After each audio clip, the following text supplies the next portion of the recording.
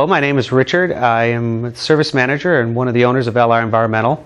I personally do the final checkouts of the chambers after they come back from paint, and now I'm here to take you through the refurbishment process.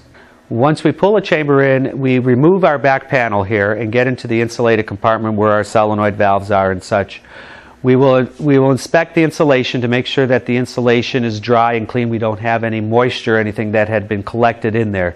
If there was moisture or anything like that, we would end up pulling out the old insulation and replenishing it with new, find where the moisture would have come from first, and then of course replenish it with new.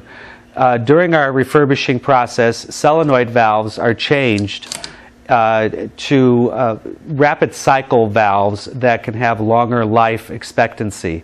In addition to filter dryers during our changeover of our refrigerants.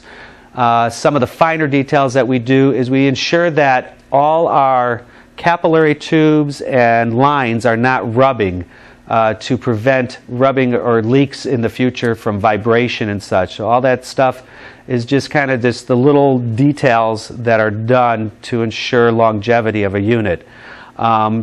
Thermal expansion valves are inspected for rust or excess of rust or even wear and tear. So those are changed as needed. Then from that point there, we will go ahead and we will do our refurbishing of our compressors. When we pull the old compressors out, we will dump out the oil. We will check the oil and make sure that everything looks clean. We'll check our windings for resistivity and for shorting or ground to make sure all our components are good. From that point there, we'll replenish it with the proper oil for the new refrigerants, reinstall the compressors, blow out the system of any old oil that's in there, replace oil filters, which are located back here, and replenish that with proper oil.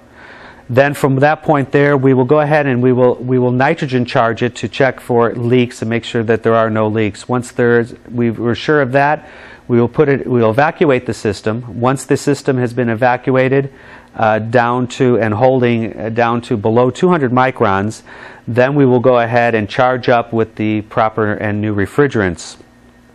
And at that point, our system is ready for running on the refrigeration side of the system. In addition, we have added high pressure cutout switches to protect the compressor. As you can see, we go ahead and make sure everything is tight in here to prevent any kind of rubbing that may be done. In some cases, sometimes repiping is needed, and that's what we'll have to do to repipe and to make everything look clean and no problems in the future. Some of these systems are sealed and you can't see what's in there, so we actually physically remove them to clean them out. We will put them into an ultrasonic cleaner. We will check the humidifying boiler element to ensure that that is clean and good.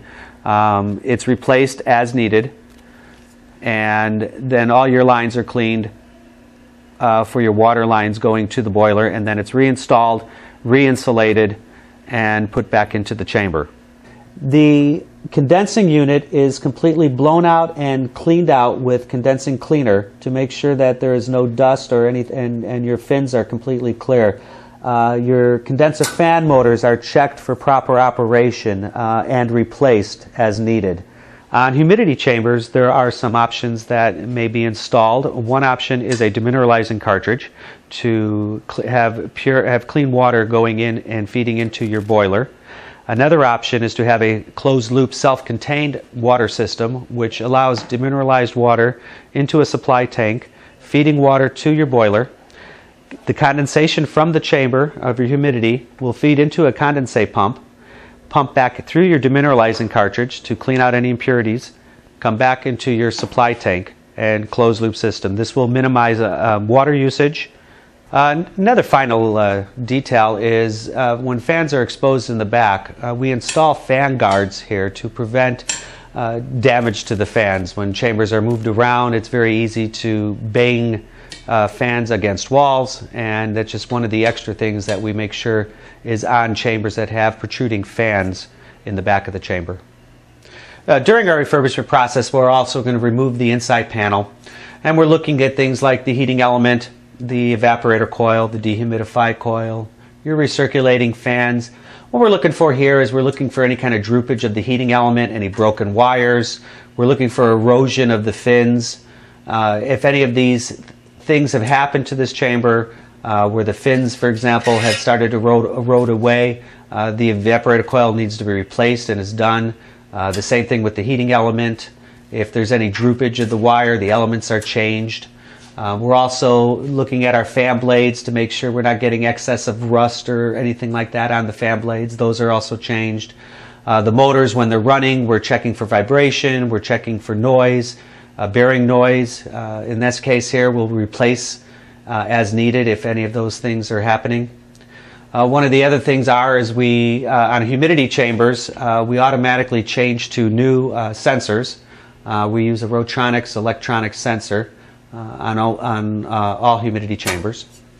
We're checking our thermocouples. This is an example of a control retrofit that we do. We use the Watlow Series F4. It's a 2-channel controller on temperature humidity chambers. This particular controller has the capability of programming 40 different profiles with a total combined of 256 steps. All the chambers have a high-low limit control which will protect the chamber in the event of a thermal runaway. One thing to note, though, that this particular controller will protect the chamber but not protect live load testing. If your product in there is a live load product and it does go to thermal runaway, your product may have a tendency to have to be still powered and heat up the chamber. We do offer an option to incorporate this controller to turn off your product load, which needs to be known to us at the time of your order. This is an example of the wiring of our chambers here once the controllers are installed. All the controls have wire numbers throughout the system. A wiring schematic is also supplied with the chamber. In addition, relays, contactors are all replaced as needed. Chambers with viewing windows the windows are changed as needed. When windows get fogged up or they're broken, the window will automatically be changed here. Now we're going to open the door, and what we want to see here is we're looking for any tears or breaks in the gaskets, if anything like that the gaskets are pliable. If in fact any of that is wrong, we will go ahead and we replace the door gaskets. I hope in showing you this video that you realize the fine details that are included in refurbishing a chamber.